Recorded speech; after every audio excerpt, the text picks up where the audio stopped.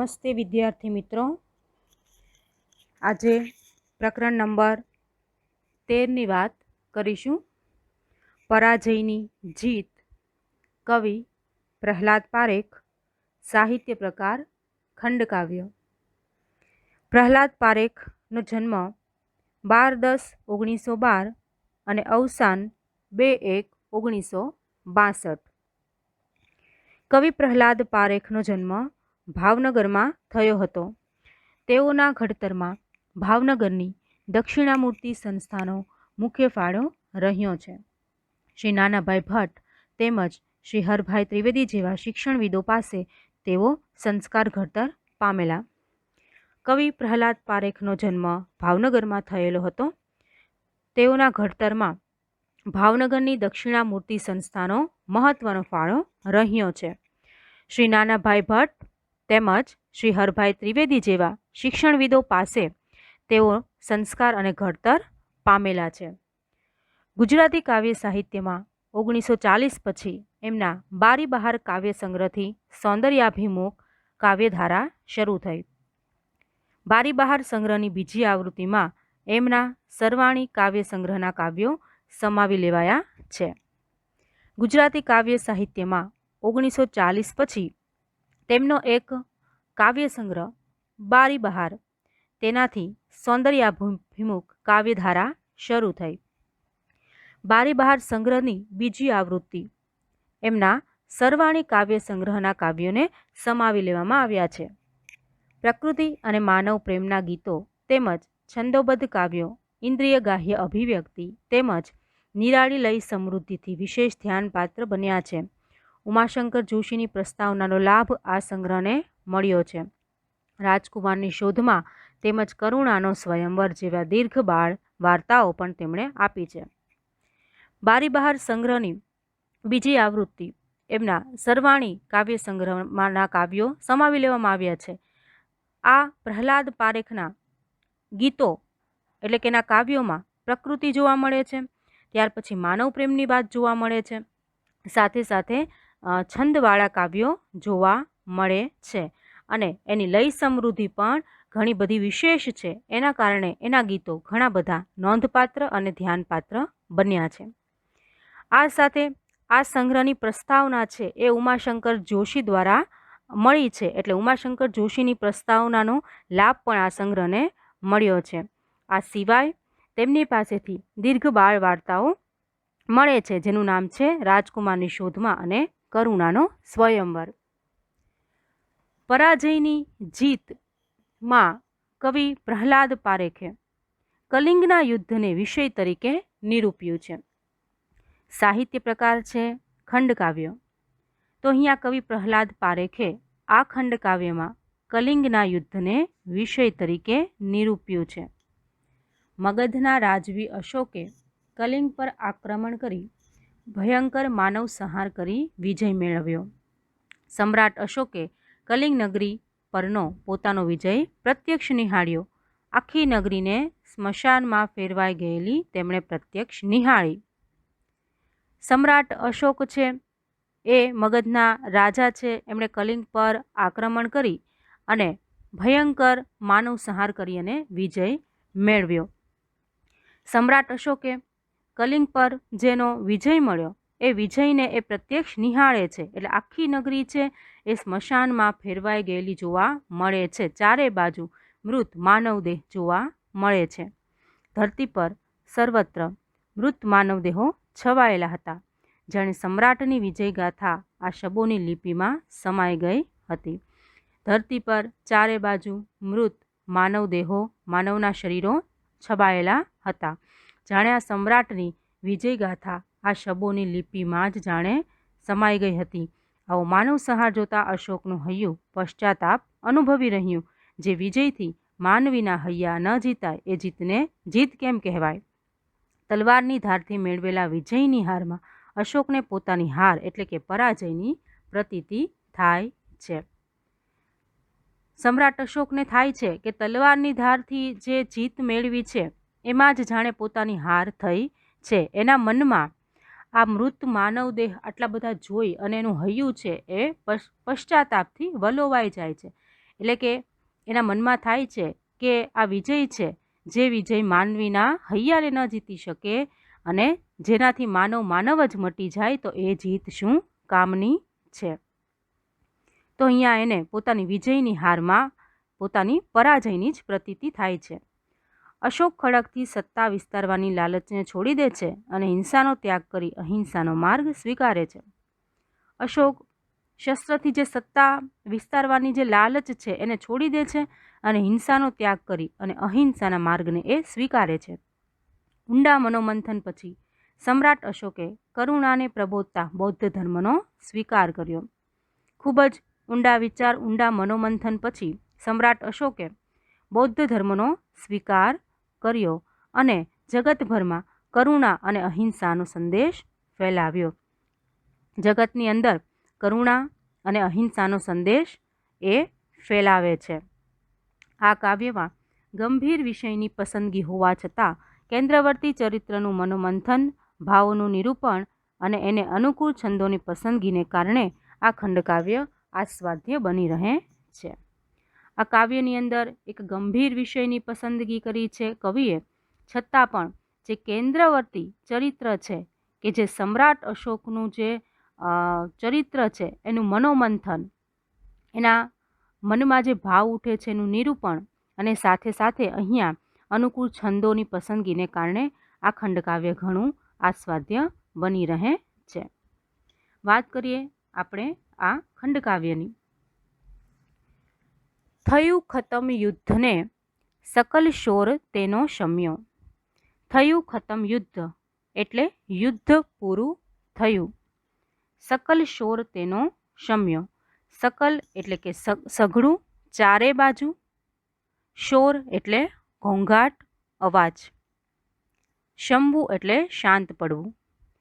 યુદ્ધ પૂરું થયું અને ચારે બાજુનો ઘોંઘાટ, શોર શમી ગયો, શાંત પડી ગયો. કલિંગ પડ્યું, અશોક નૃપ પામ્યો છે જય. કલિંગ પડ્યું એટલે કલિંગ પરાજિત થયું. અશોક નૃપ એટલે અશોક રાજા. પામ્યો છે જય એટલે પામ્યો છે વિજય, જીત થઈ છે એની. કલિંગ નગર હાર્યું અને અશોક રાજાનો વિજય થયો. યુદ્ધ પૂરું થયું, ચારે બાજુનો ઘોંઘાટ, અવાજ, શોર એ શમી ગયો. કલિંગ નગર છે એ હાર્યું, અશોક રાજાનો વિજય થયો. ભયંકર હતી લડાઈ, સહુ નાદ શસ્ત્રો તણા. ભયંકર એટલે ભયાનક, નાદ એટલે અવાજ. ભયંકર હતી લડાઈ એટલે લડાઈ ખૂબ જ ભયંકર હતી. સહુ નાદ શસ્ત્રો તણા એટલે એ સમયે શસ્ત્રોના તમામ અવાજો પણ ભયંકર હતા. ભયાનક હતા કૃતાંત કરતો અહીં તાંડવ. કૃતાંત કરતો એટલે કે અહીંયા કૃતાંત એટલે કે કાળ અથવા તો મૃત્યુ.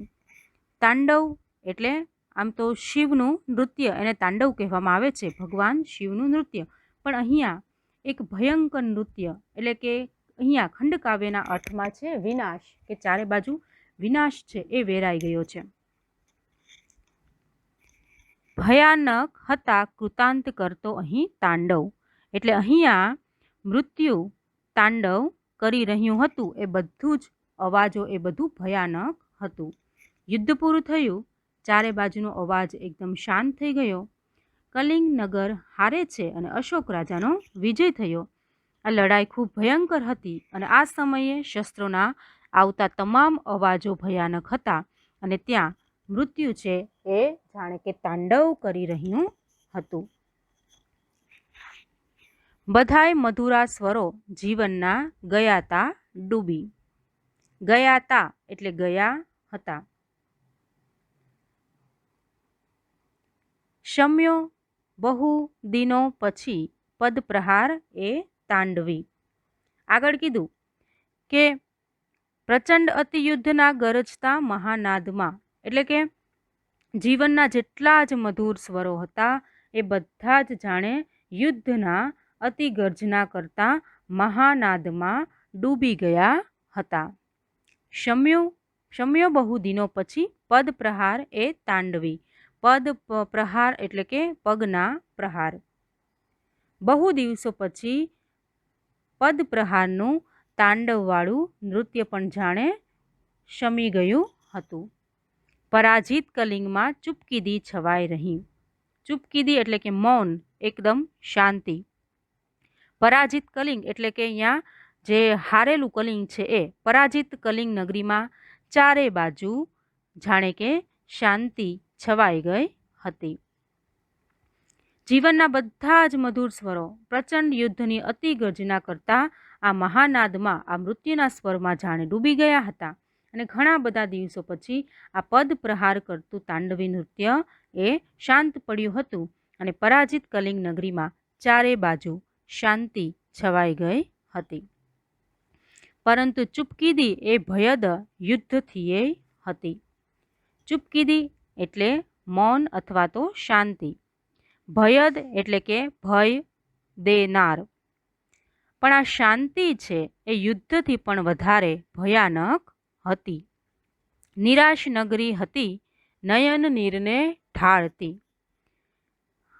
નયન નીર એટલે નયન નીર ઢાળવી એટલે કે આંખમાંથી આંસુ સારવા. આ નગરી છે એ જાણે કે નિરાશ હતી અને જાણે નિરાશ નગરી આંખોમાંથી આંસુ સારતી હતી.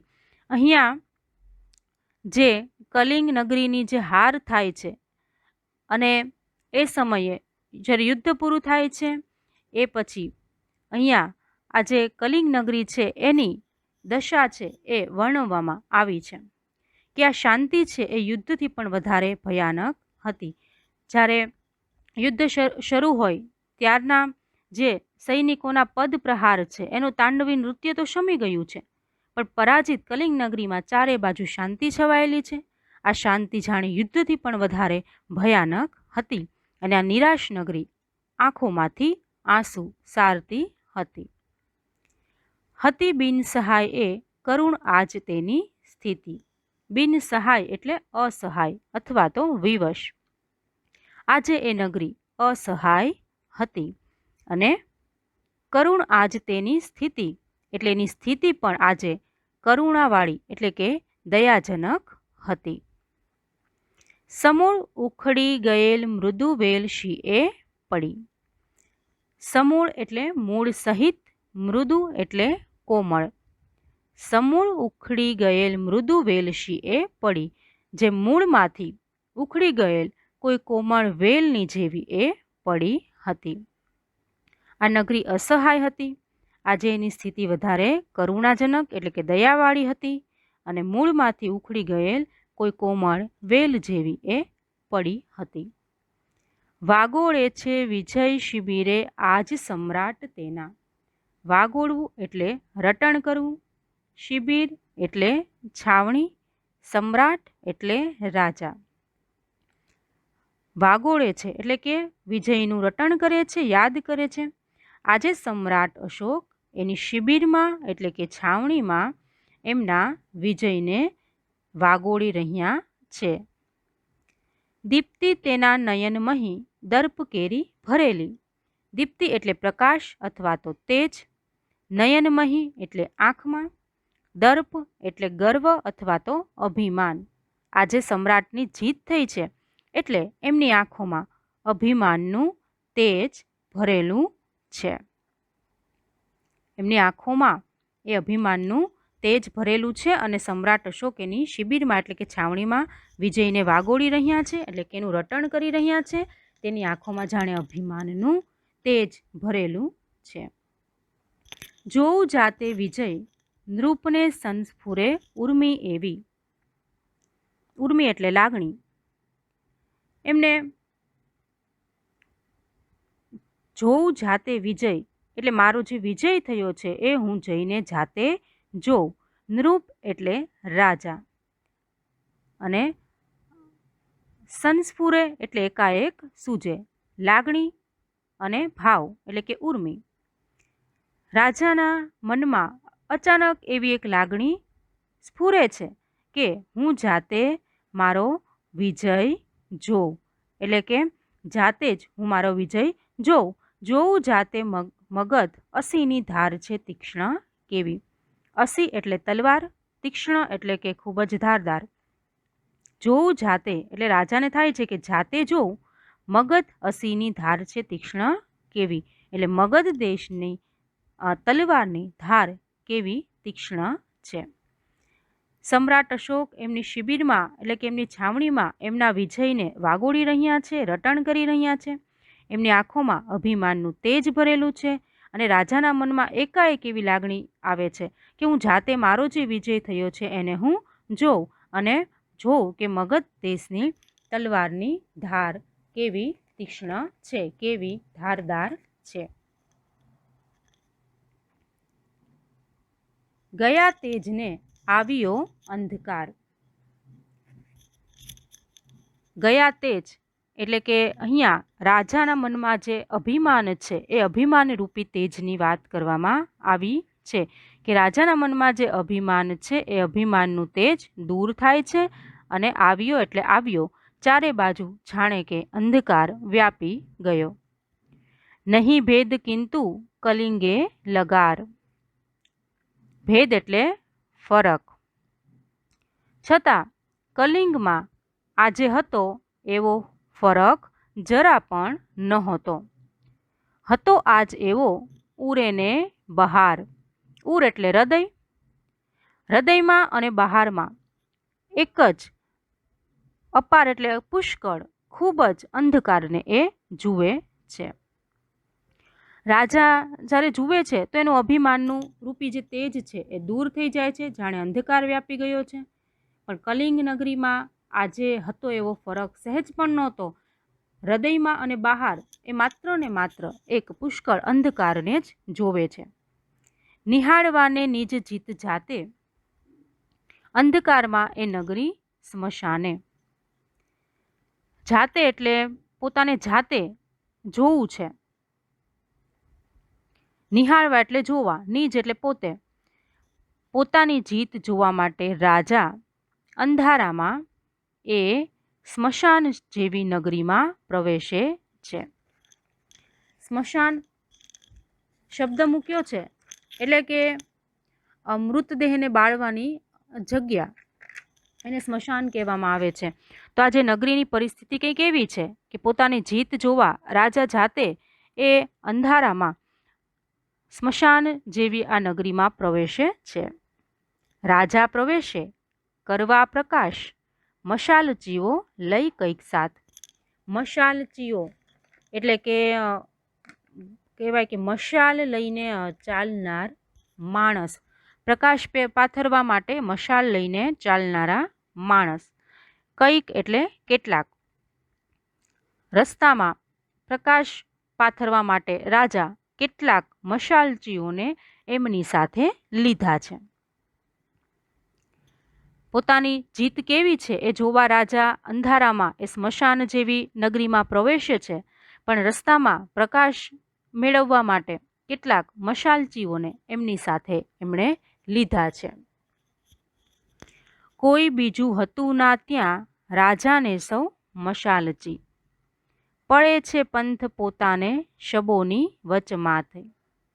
કોઈ બીજું હતું ના એટલે ત્યાં કોઈ બીજું ન હતું, ત્યાં રાજાને સૌ મશાલચી એટલે રાજા અને બીજા સૌ મશાલચીઓ પડે છે પંથ પોતાના શબોની વચમાં થઈ. એટલે કે જે શબ એટલે મૃતદેહ, તો ત્યાં જે મૃતદેહ પડેલા છે રસ્તામાં એ મૃતદેહ શબોની વચમાં થઈ અને રાજા અને મશાલચીઓ આગળ નીકળે છે. શબોના શબ્દમાં ગાથા લખાય ભૂપ જીતની. શબોના શબ્દોમાં રાજાની જે જીત થઈ છે એની ગાથા એટલે કથા, રાજાના જીતની કથા આખા નગરમાં જોઈએ તો નગરના રાજમાર્ગ પર, નગરના મહોલ્લામાં, આખી નગરમાં એ શબોના શબ્દોથી જાણે રાજાના ગીતની ગાથા લખાય છે. ડાબે ને જમણે આંખો ફેરવી ભૂપ વાંચતો. રાજા ડાબી અને જમણી બંને બાજુ પોતાની આંખો ફેરવે છે, એટલે કે બંને બાજુ પોતાની નજર ફેરવે છે અને પોતાની જીતની ગાથા વાંચી રહ્યા છે. ઉકેલે જેમ એ તેમ જયનો અર્થ જાગતો. જેમ તેમ કરી અને તેમને પોતાના મનમાં જીતનો અર્થ સમજાય છે, પોતાના વિજયનો અર્થ છે એ જાગતો જાય છે. આજુબાજુ ત્યાં બીજું કોઈ નથી. રાજા અને મશાલચીઓ એ રસ્તેથી જે બધા શબો પડ્યા છે એ મૃતદેહની વચમાં થઈ અને આગળ નીકળે છે. એ સમયે રાજાને જાણે પોતાની જીતની ગાથા એ નગરના રાજમાર્ગમાં, આખી નગરીમાં, મહોલ્લામાં એ શબોના શબ્દોથી જાણે લખાઈ ગઈ છે. ચારે બાજુ આ યુદ્ધના એક મૃત્યુ જેવા તાંડવને લીધે જે નગરીની જે હાલત છે એમાં જાણે જે શબો પડ્યા છે એના શબ્દોમાં જાણે એની ગાથા લખાયેલી લાગે છે. રાજા છે એ ડાબી જમણી બંને બાજુ નજર ફેરવે છે અને જેમ જેમ એ પોતાની ગાથા વાંચે છે તેમ તેમ એનો અર્થ એને મનમાં ઉકેલાતો જાય છે કે અહીંયા એમની જે વિજય થયો છે એ વિજયનો જીતનો અર્થ એમને સમજાય છે. રાજા આજે અનુભવ કરે અંતરે કો અપૂર્વ. રાજા અંતરમાં આજે કોઈ એક અપૂર્વ એક રાજાને એક પ્રતીતિ થાય છે. જાણ્યો નહોતો કદીએ જયનો અર્થ ભેંકાર આવો. રાજાને મનમાં થાય છે કે પોતાની વિજય થશે પણ એ વિજયને કારણે આ પરિસ્થિતિ સર્જાશે. ભેંકાર એટલે કે એક ભયાનક આવો પોતાની એક વિજયનો અર્થ હશે તેવું રાજાએ ક્યારેય જાણ્યું ન હતું. લાવા ધક્કે પ્રબળ ધરતી જેમ કાંપી ઉઠે છે તેવું કંપે નૃપતિ ઉર આવેગથી ભાવ કેવા. આગળ કીધું કે લાવા એટલે જ્વાળામુખીમાંથી નીકળતો ગરમ રસ. જેવી રીતે કોઈ પ્રબળ ધરતીમાં, સશક્ત ધરતીમાં જ્વાળામુખીના જે ધગધગતા લાવા રસથી એ સશક્ત ધરતી પ્રચંડ વિસ્ફોટથી ધ્રુજી ઉઠે છે, કંપી ઉઠે છે, તેવી જ રીતે તેવું કંપે નૃપતિ ઉર એટલે તેવું જ રાજાનું હૃદય એ આવી જ ભાવના અને આવેગથી કાંપી ઉઠ્યું છે. જેના જોરે કઠણ પડ હૈયાતણા સર્વ તૂટે. જોવાની જઈને ઈચ્છા હવે ના નૃપને રહી. જેના જોરે કઠણ પડ એટલે અહીંયા કઠણ હૃદયમાં જેના જોરથી એમના હૈયાની સખતાઈ છે દૂર થાય એટલે હૈયું નરમ થાય છે. પણ હવે રાજાને એ વિજયને જોવાની ઈચ્છા રહેતી નથી. ઉરકે આંખ તેની આ શકેના જીતને રહી. એટલે કે રાજાનું હૈયું, ઉર એટલે હૃદય, અને એની આંખ આ જીતને સહન કરી શક્યા નહીં. ક્ષણાર્ધ પાય થંભ્યા ને પડ્યું ચિત્ત વિમાસણે. ક્ષણાર્ધ એટલે અમુક ક્ષણ, થોડીક ક્ષણ. થંભવા એટલે અટકી જવા અને વિમાસણ એટલે કે પસ્તાવો થવો, પશ્ચાતાપ થવો. થોડાક અમુક ક્ષણ છે એ અમુક ક્ષણમાં, અડધી ક્ષણમાં રાજાના પગ એ ચાલતા થંભી જાય છે. પાય એટલે પગ, પગ થંભી જાય છે અને એનું ચિત્ત વિમાસણમાં મુકાય છે. એના ચિત્તમાં પશ્ચાતાપ વહેવા લાગે છે. ચાલો સૌ શિબિરે પાછા ભૂપ આજ્ઞા પછી કરે. ભૂપ આજ્ઞા એટલે રાજા આજ્ઞા કરે છે કે ચાલો આપણે આપણી છાવણીમાં, આપણે આપણી શિબિરમાં પાછા ફરીએ. રાજાને અંતરમાં જાણે કોઈ એવી અપૂર્વ પ્રતીતિ થાય છે કે પોતાનો જે વિજય થયો છે યુદ્ધમાં એનો અર્થ આટલો બધો ભયાનક હશે તેવું રાજાએ ક્યારેય જાણ્યું નહોતું. જેવી રીતે કોઈ સશક્ત ધરતી હોય એને જ્વાળામુખીના ધગધગતા લાવા રસના વિસ્ફોટથી ધ્રુજી જાય છે, એવી જ રીતે રાજાનું હૈયું એવી ખૂબ જ આવેગથી કાંપી રહ્યું છે. એટલે કે એના કહેવાય કે રાજામાં એ હવે વિજય જોવાની ઈચ્છા રહી નથી. એમનું હૈયું, એમની આંખ આ જીતને સહન કરી શકતા નથી. એટલે થોડીક ક્ષણ, અડધી ક્ષણ ચાલતા એના પગ અટકી જાય છે. એનું મન એ વિમાસણમાં મુકાઈ જાય છે. એમને પસ્તાવો થાય છે, એમનો પશ્ચાતાપ જોવા મળે છે અને રાજા આજ્ઞા કરે છે કે ચાલો હવે આપણે આપણા શિબિરમાં પાછા જઈએ. તો અહીંયા અશોક છે એ એક પરાક્રમી રાજા છે. એમણે જ્યારે કલિંગ પર ચડાઈ કરી ત્યારે એના યુદ્ધમાં એ જીત મેળવે છે, પણ અહીંયા કલિંગ નગરી છે એ સ્મશાનમાં ફેરવાઈ જાય છે. એનું વર્ણન કરવામાં આવ્યું છે. શરૂઆતમાં તો ભાઈ રાજાને એવું થતું હતું કે ભાઈ આ યુદ્ધમાં પોતાની જીત થઈ છે, પણ એકવાર હવે એ જોવા માટે પ્રવેશ કરે છે કે એ પોતાની જીત છે એ કેવી છે. તો એ જ્યારે નગરીમાં પ્રવેશ કરે છે ત્યારે જુએ છે કલિંગ નગરીની અંદર ચારે બાજુ એ મૃતદેહો જોવા મળે છે, શબો જોવા મળે છે. આ જોઈ અને રાજાનું અંતર કાપી ઉઠે છે અને જાણે એ પોતાની વિજય ગાથા આ મૃતદેહોની લિપિમાં, શબોની લિપિમાં જાણે કે વાંચી રહ્યો છે અને પોતાની જીત છે એને આ રાજા સહન કરી શકતા નથી. એને ઘણો બધો પશ્ચાતાપ થાય છે, કેમ કે એને થાય છે કે આ યુદ્ધની અંદર કેટલા બધા લોકોનો સંહાર થયો અને એમનું જીવન છે એ આ રીતે કેટલું બધું લોકોનું જીવન છે એ આ રીતે નષ્ટ થયું. તો આનાથી રાજાને ઘણો બધો પસ્તાવો થાય છે. એટલે કે અહીંયા આ જે પરિસ્થિતિ છે એ આ જે નગર છે એ જાણે કે આજે સ્મશાનમાં એ ફેરવાઈ ગયું છે. તો અહીંયા પરાજયની જીત ખંડકાવ્યમાં આપણે શરૂઆતમાં જે રાજાના જે યુદ્ધ પછી રાજાનું જે મનોભાવ છે અને ત્યાર પછી રાજાના મનમાં આ પરિસ્થિતિ જોઈ અને જે કંઈ પણ પશ્ચાતાપ થાય છે તેની વાત આપણે કરી. હવે આપણો જે આ ખંડકાવ્યનો આગળનો ભાગ છે એ આપણે હવે પછી જોઈશું. આજે આપણે આ ખંડકાવ્યને અહીંયા સુધી રાખીએ.